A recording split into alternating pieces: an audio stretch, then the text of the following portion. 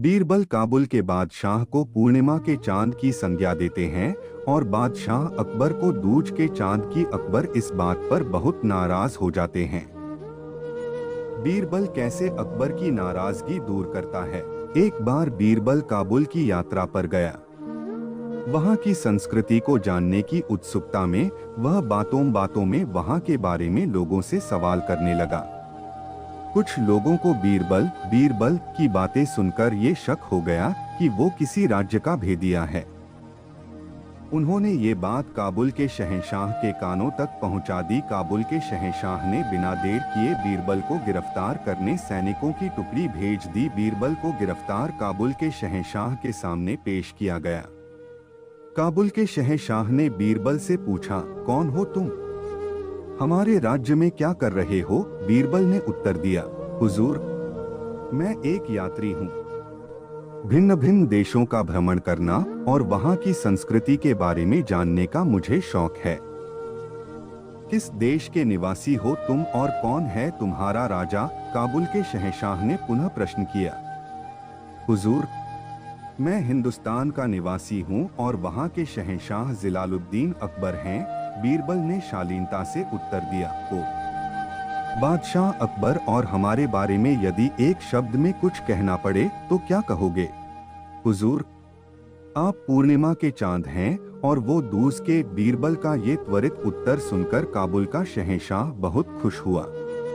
उसने बीरबल को छोड़ दिया और कई हीरे जवाहरात के साथ विदा किया। जब बीरबल वापस लौटकर अपने घर आया तो काबुल का हाल घर वालों को बताया। उसने काबुल के शहंशाह से हुई बातचीत के बारे में भी घर वालों को बताया। एक मुंह से दो मुंह और इस तरह बात फैलते फैलते अकबर के दरबारियों के कानों में पहुंची और ईर्ष्या करने वाले कुछ दरबारियों ने अकबर के कान भर दिए।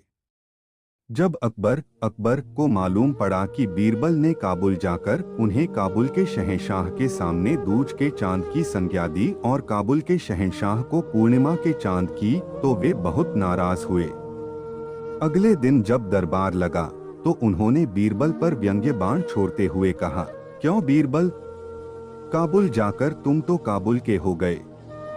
वहां का शहंशाह तुम्हें पूर्णिमा का चांद लगता है और हम दूज के, तो फिर तुम हमारे दरबार में क्या कर रहे हो? जिसकी बड़ाई करते हो उसकी के दरबार में रहो। बीरबल समझ गया कि दरबारियों ने अकबर के कान भर दिए हैं। उसने तुरंत उत्तर दिया, हुजूर, पहले आप मेरी पूरी बात सुन लीजिए, फिर कोई निष्कर्ष निकालिए। पूर्णिमा का चांद आकार में चाहे कितना ही बड़ा क्यों न हो, प्रतिदिन घटता चला जाता है और अमावस्या के दिन पूरा अदृश्य हो जाता है। लेकिन दूज का चांद प्रतिदिन बढ़ता जाता है। पूर्णिमा का चांद एक दिन चमकता है और दूज का चांद पूरे पखवाड़े। अब बताइए, बड़ाई किसकी हुई? मैंने तो यही कहा कि दिन प्रतिदिन आपका पराक्रम, साम्राज्य और यश बढ़ता रहे। बीरबल की बात सुनकर अकबर की नाराजगी खत्म हो गई और उन्होंने बीरबल को कई वस्त्र और आभूषण उपहार में दिए।